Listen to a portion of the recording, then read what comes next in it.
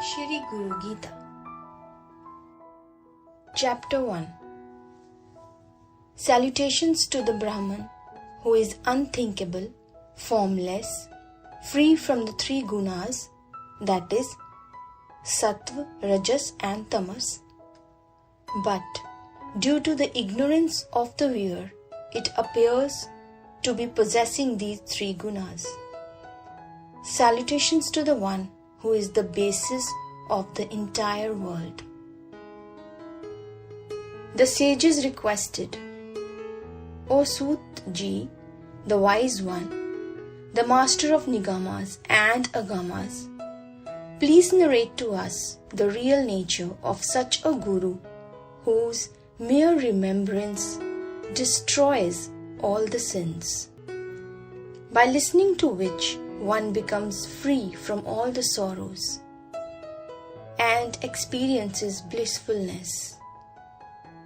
The knowledge by which the sages have attained the state of omniscience, by the attainment of which one is not bound to the world and becomes free from birth and death.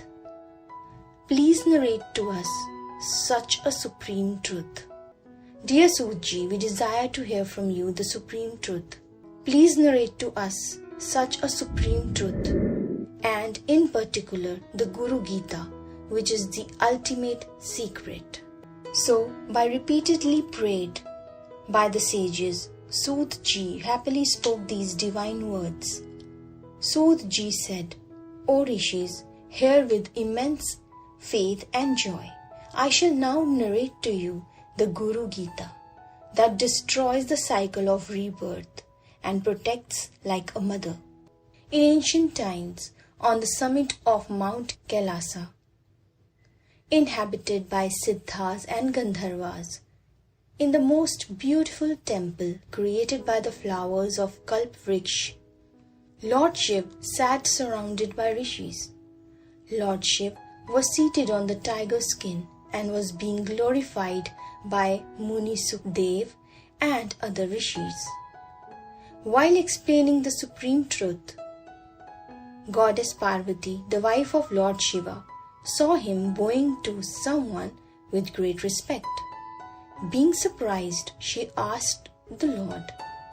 Parvati said, O Lord of Lords, O higher than the highest, O the meaning and essence of Omkar, O teacher of the entire universe, salutations to you. All the gods, men and demons always worship you with devotion. Lord Brahma, Lord Vishnu, Indra and others offer their salutations to you. I wish to know, to whom do you offer your salutations? O Lord, the knower of all the dharmas, O Shambhu, please let me know the supreme glory of Guru, which is the best of all the vrats. Thus, by repeatedly prayed by Parvati, Lord Maheshwar spoke these words with joy. Lord Mahadev said, O Devi, this element of truth is the greatest of all the secrets. Hence, it is not proper to reveal. I have never revealed it to anyone before. But I will reveal it to you, owing to your great devotion towards me. O Devi, you are my very self, so I reveal it to you. This question of yours is beneficial for the whole world. No one has ever asked me this question before. This secret will be understood only by those great souls who have supreme devotion for the Lord and an equivalent devotion towards the Guru. The Guru is Shiva. Likewise, Shiva is the Guru. He who makes the distinction between the two is guilty of the crime of illicit relation with his Guru's wife. Oh dear, the Vedas, the Shastras, Puranas, the Itihas, etc., the science of Mantra, Yantra, Mohana, Uchatan, etc., cults like Shav, Agama, Shakt, etc., are all false theories and mislead the people. Jap, Tap, Vrat pilgrimage, sacrifice, charity become futile by not considering Guru-Tattva. There is nothing true in the self except the knowledge of the Guru. So intelligent ones must make efforts to attain this knowledge of the self. This world in the form of Maya is hidden ignorance and absence of knowledge of self. The body is generated from ignorance. He is known by the name Guru, by whose grace one attains the knowledge of the self. I shall tell you about that Guru, by serving whose feet a person is purified of all the sins and attains the form of Brahman. The water of Shri Gurudev's feet dries up the mud of sins, ignites the light of knowledge and takes one out from the ocean of this world. We should consume the water with which Shri Gurudev's feet are washed. It uproots the ignorance and removes the innumerable deeds of the several past lives. It helps to accomplish the knowledge and dispassion. Kirtan of the name of one's Gurudev is equivalent to the Kirtan of the name of Lord Shiva. Meditation of Gurudev is equivalent to the meditation of Lord Shiva. Gurudev resides in the region of Kashi, and the water collected after the foot wash of Gurudev is Gangaji.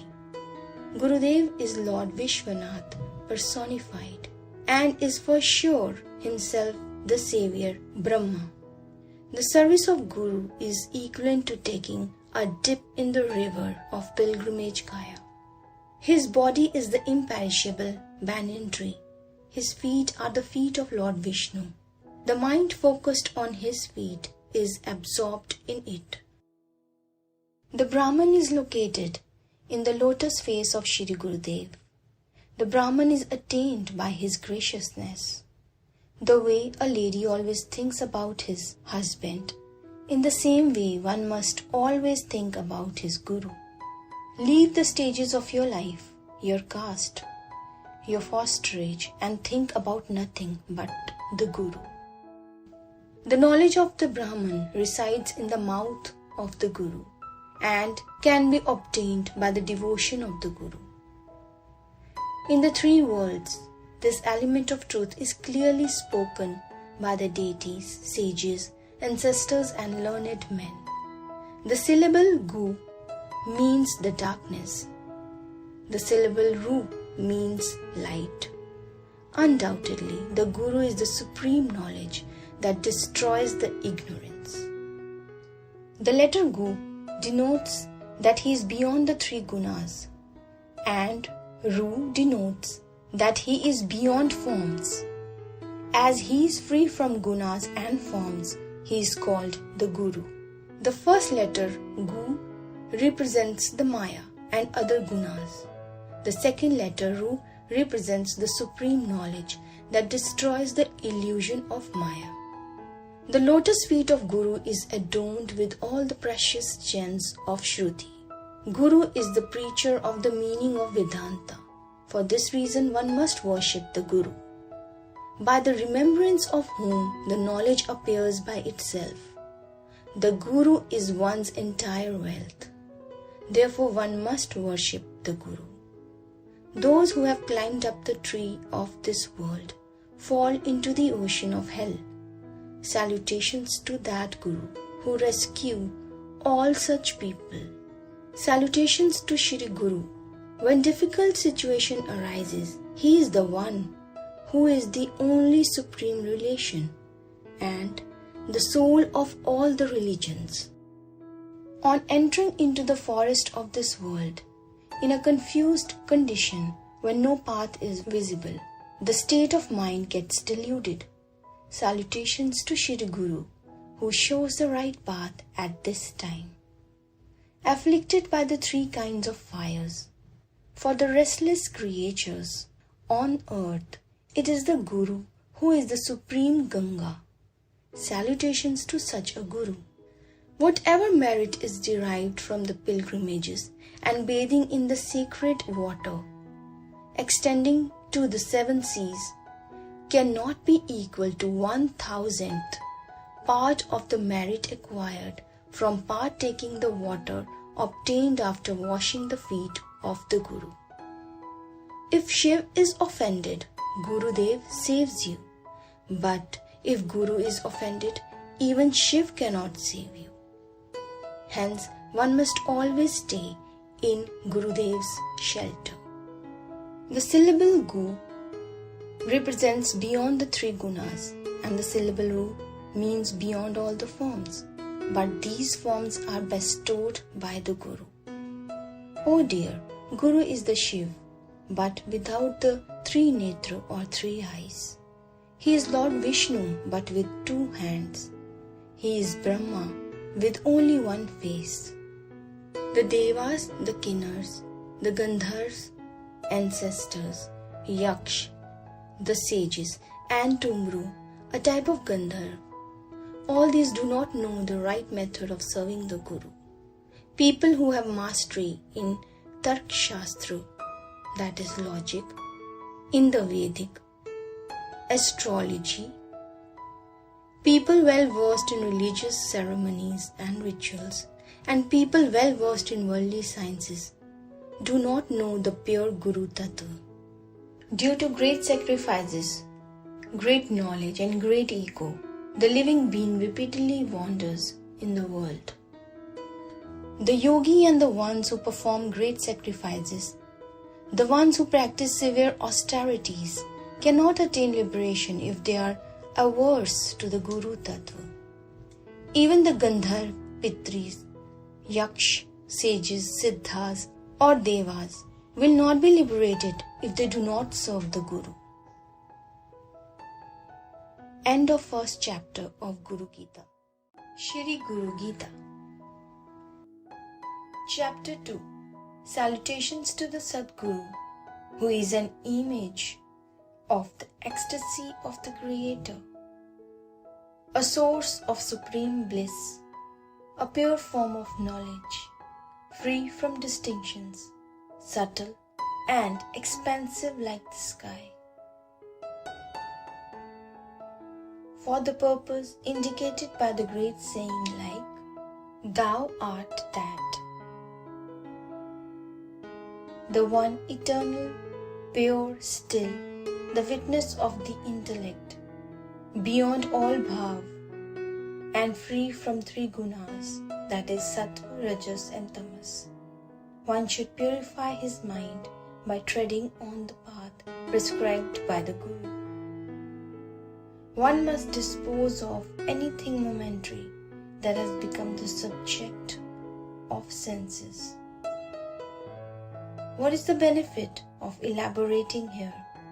Without Guru's infinite grace, it is rare to attain peace of mind, even if millions of scriptures are read. With the sword of mercy, one must attack and cut the 8 loops of doubt, pity, fear, shyness, condemnation, prestige, pride of one's birth and wealth, and bestows absolute bliss is called Sadguru. On knowing this, if one insults the Guru, he suffers in the terrible hell till the existence of sun and moon on the earth. One must remember his Guru till he possesses the body. One should not leave his Guru even if he has attained self-realization. In front of Guru, an intellectual disciple should never speak egoistically and should never tell a lie. One who speaks to his Guru in a rude or insulting manner is born as a demon in a jungle or in a waterless region. Every time and under all conditions, one should feel the non-duality of the self, but should not have this feeling for his Guru. Till the time there is oblivion of the visual delusion, one should worship the lotus feet of Guru. On doing so, one attains liberation, else not. If the knower of the ultimate truth abandons the Guru, he faces great distraction at the time of death. While the Guru is present, one should never give teachings to others. On doing so, one becomes a demon. In Guru's ashram, one must not intoxicate oneself and take a walk aimlessly. It is prohibited to initiate disciples, give lectures, show off, and order the Guru. In Guru's ashram, one should not make his bed or stretch his legs in front of Guru. One should not indulge in body pleasures or gratify the senses. The words of the Guru, whether right or wrong, should never be violated. Day and night, while obeying the instructions of the Guru, one should live like a servant to him. One must not use what has not been given by his Guru. The material given by Gurudev must be consumed like a poor. By doing so, one may attain vital force. Paduka or shoes, seats, bed, etc. and all other things used by Guru should never be touched by one's feet. One must prostrate these articles. While walking, one must follow his Guru. One must never cross his shadow. One must not wear expensive dresses or ornaments in front of his Guru. On seeing someone insulting Gurudev, if you are not able to chop his tongue, then he should be forced to leave that place. If he still remains there, one should himself leave. O Parvati, when one is cursed by saints or gods, or is afraid of the natural death, Guru becomes the savior. Those who understand the meaning of the great Mahavakya and serve their Guru are real sannyasis. Rest are just impersonators. Guru is one who gives the true knowledge of eternal, free of gunas, formless, supreme Brahman to his disciple. The way one lamp kindles the other lamp, likewise a Guru reveals the nature of Brahman in the heart of his disciple. By the grace of Guru, the disciple attains self-bliss within himself. He treads on the path of liberation and equality and attains self-awareness. Just as one can see a Sphatic money, shine in Sphatic money, and a mirror can reflect its own image, likewise, blissfulness that shines in the soul is nothing but I am. The consciousness personified Purush of the size of a thumb must be meditated upon in the heart. I shall tell you the expressions that emerge during this meditation. I am not born. I am immortal. I am not subjected to death. I am changeless. I am blissful. I am smaller than the smallest and greater than the greatest. O Parvati, by the very true nature, the Brahman is considered to be unique, in the form of light, free from diseases, pure, supreme, in the form of ether, still, blissful, indestructible, inaccessible, not visible, nameless, silent. Owing to the true nature, the way kapoor, flower, etc. have fragrance, the way fire has heat and water has coolness, similarly, by nature, there is eternity in Brahman.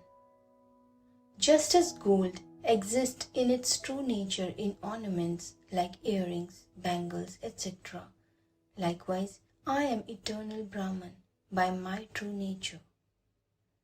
The way a worm finally becomes a large black bee by continuously thinking about it, likewise, one becomes Brahman by continuously thinking about it anywhere.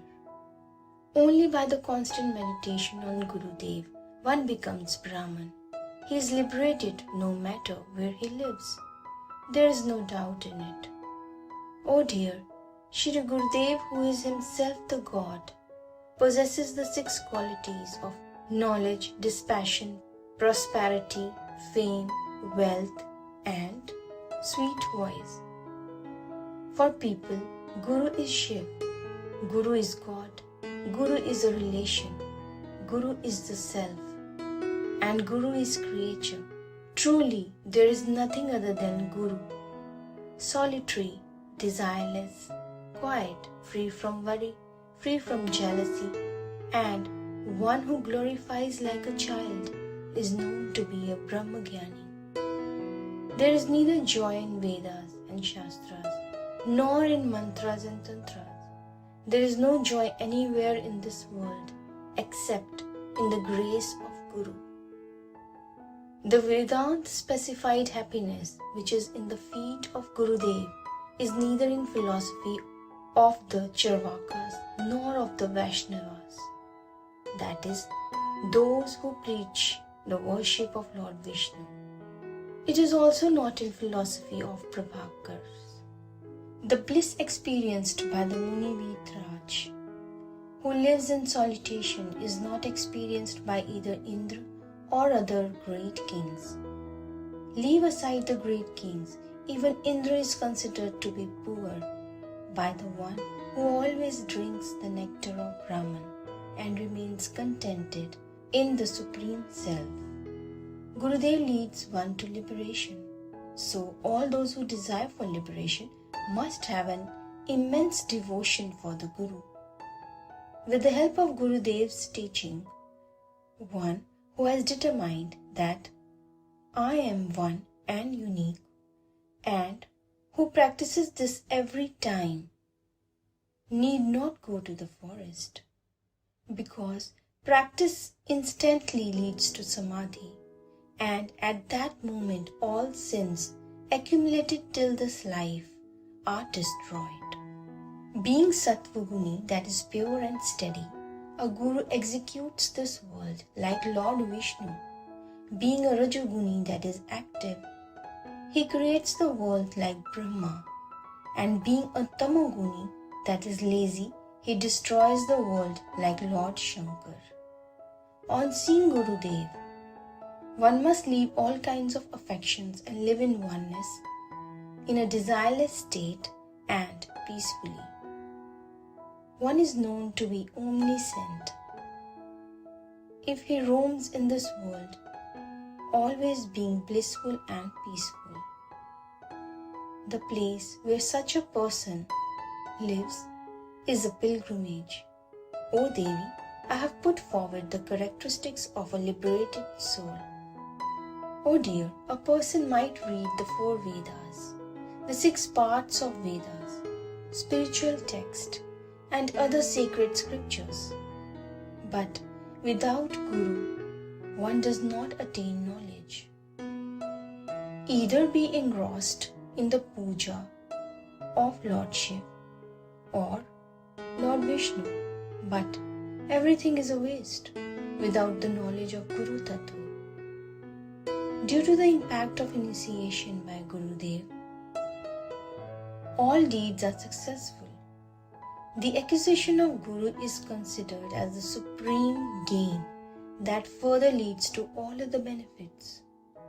Fool is one who has no Guru.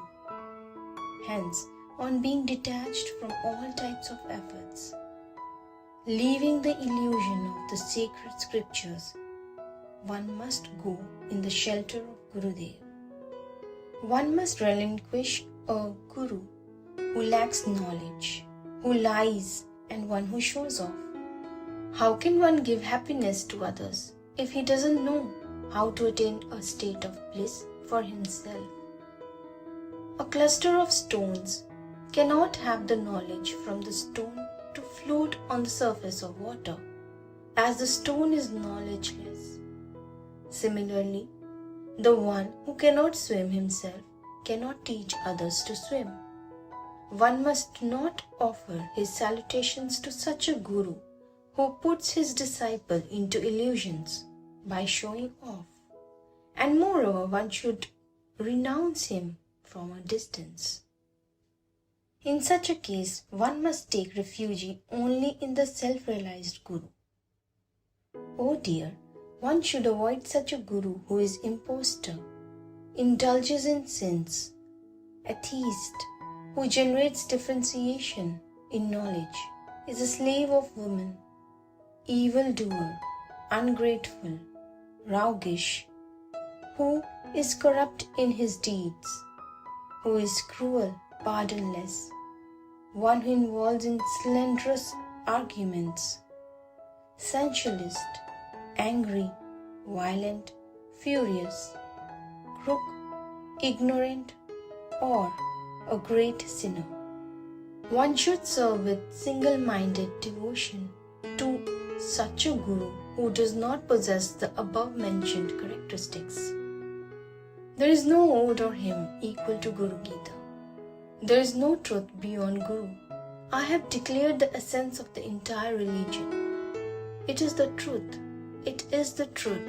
It is nothing but the truth. Oh dear, I shall now tell you what can be achieved by reading Guru Gita. O Devi, it is beneficial for the mankind. One must renounce all that is cosmic. Anyone who will use the Guru Gita for materialistic purposes will become ignorant and fall into the ocean of world. Those who use this with self-knowledge, their karmas will be nullified. Whoever studies, hears or writes the Guru Gita with faith and devotion attains all the benefits. O Devi, hold in heart this Guru Gita with great devotion. Those suffering from incurable diseases must chant this with happiness. O Devi, each and every letter of this Guru Gita is a king among mantras. Other mantras are not even its 1/16th part. One attains unbounded merits by chanting Guru Gita. It is the destroyer of all the sins and the remover of poverty. Guru Gita avoids untimely death and destroys all the troubles. It also destroys the evil effects of yaksh, rakshas, evil spirits, thieves and tigers, etc. Guru Gita removes all sorts of disorders, evil diseases like leprosy and all the sins. On reading Guru Gita, one acquires the benefit of the holy company of the Guru. On chanting Guru Gita, one is free from incurable diseases. One attains all divine aishwaryas, that is prosperity and wealth, all the siddhis, and gets rid from the effect of mohana, that is to delude others, and vashikaran, that is to hypnotize others. One who chants Guru Gita with faith and devotion acquires power to attract all. He attains liberation. He becomes the favorite of Indra and the kings come under his control. The chant of Guru Gita stops the power of speech of one's enemy. It enhances one's virtues. It destroys all the evil actions and gives success or siddhi in good actions. Its chant brings success to even the unsuccessful deeds. It removes the fear of the bad influences of the 9 planets. It destroys the bad dreams and bestows the fruit of good dreams. Guru Gita, the sacred scripture, soothes the delusion, gives liberation from all the bonds, and is the store of knowledge of one's own form. A man surely fulfills the desire with which he reads this Guru Gita. It bestows good fortune and merits and destroys the 3 kinds of pain, that is Adhyatmic, Adhidevic and Adhibhautik.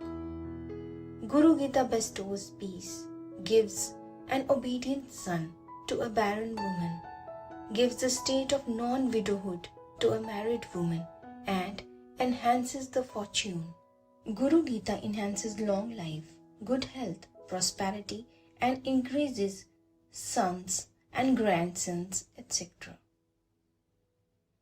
If a widow chants it with selflessness, she attains liberation. If a widow chants it with some worldly desires, then she never becomes widow in her next life. It will destroy all her fear, grief, obstacles, and pains. Its chanting destroys all the sins and leads to attainment of dharma, that is religion, earth, that is wealth, calm, that is desires, and moksha, that is liberation. Whatever is desired by the reader gets fulfilled. If somebody writes the Guru Gita and worship it, he certainly gets wealth and liberation. And most importantly, devotion towards Guru will arise in his heart forever. Those who are the followers of Shakti, Sun God, Lord Ganpati, Lord Vishnu, Lord Shiva, and Lord Pashupati, certainly chant the Guru Gita. This is the truth. This is the truth. There is no doubt in this. Doing jap without sitting on an asana or a seat becomes dishonored, dead and futile. One attains success by chanting Guru Gita during journey, in fight, while facing enemies. Doing jap during the time of death results in liberation. Undoubtedly, for the disciple of Guru, all the actions are successful. Only to the person who has the Guru mantra on his tongue, all deeds become successful, but not for others. Due to initiation, disciple gets success in all the deeds. One must ever bathe in the holy Ganga of Guru Gita to destroy the roots of the tree of samsara and to renunciate the 8 types of attachment, that is doubt, kindness, fear, hesitation, insult, dignity, wealth, and pride of family. Wherever the wise Guru of pure and pious nature lives, all the gods visit that place of pilgrimage. The pious and knowledgeable men who chant Guru Gita while seated, lying, walking, standing, riding a horse or elephant, awake or sleeping, can liberate others from rebirth by their touch and sight. O Devi, with oneness of mind, one must recite the Guru Gita while seated on a white blanket or on a seat of kusha or dhruva grass. Generally, a white-colored seat is preferred, but a red-colored seat is used for Vashikaran, that is hypnotism. One should sit in Padmasana or lotus posture and do jap for attainment of peace and for Vashikaran. Jap done on a seat of cloth brings poverty, on stone brings disease, on the earth brings sorrow, and on wood brings no result. Jap done on black deer skin and kusha grass results in the attainment of knowledge of the self. On tiger skin leads to liberation. On woolen seat leads to all types of success. By doing jap facing southeast, one becomes attractive. Facing northwest, one's enemies are destroyed. Facing southwest, one will have vision. And facing northeast, he will attain knowledge. Facing north, one becomes peaceful. Facing east, one succeeds in hypnotism. Facing south, one succeeds in maran. And facing west, one attains